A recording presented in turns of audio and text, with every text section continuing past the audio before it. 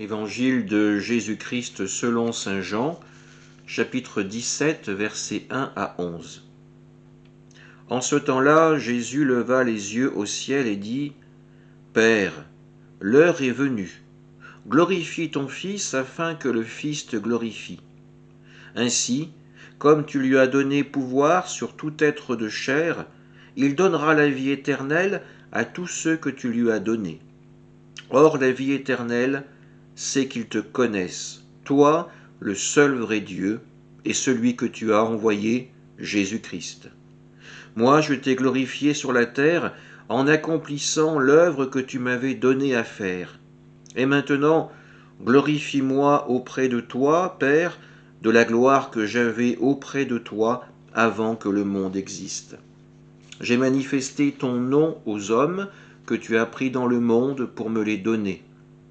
Ils étaient à toi, tu me les as donnés et ils ont gardé ta parole. Maintenant ils ont reconnu que tout ce que tu m'as donné vient de toi, car je leur ai donné les paroles que tu m'avais données. Ils les ont reçues, ils ont vraiment reconnu que je suis sorti de toi, et ils ont cru que tu m'as envoyé.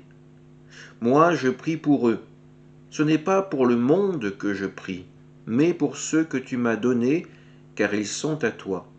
Tout ce qui est à moi est à toi, et ce qui est à toi est à moi, et je suis glorifié en eux.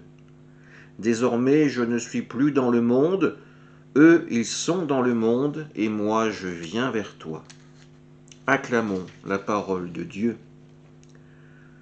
Comme toujours avec l'évangile de saint Jean, un passage assez dense, une syntaxe peut-être un peu compliquée à suivre.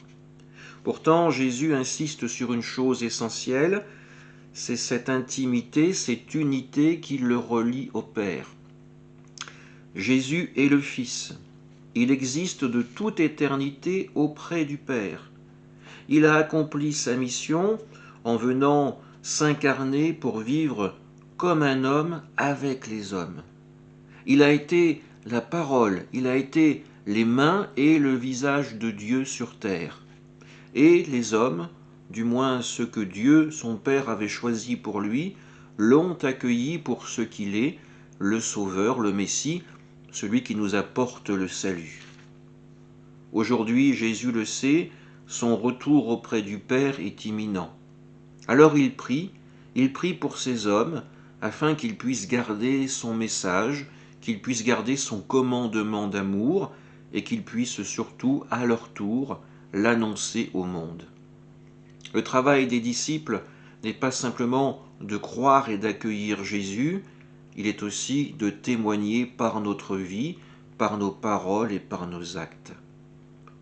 Demandons encore une fois à l'Esprit Saint de venir faire grandir en nous cette foi, d'accueillir Jésus et de le faire connaître comme le porteur de paix qu'il est.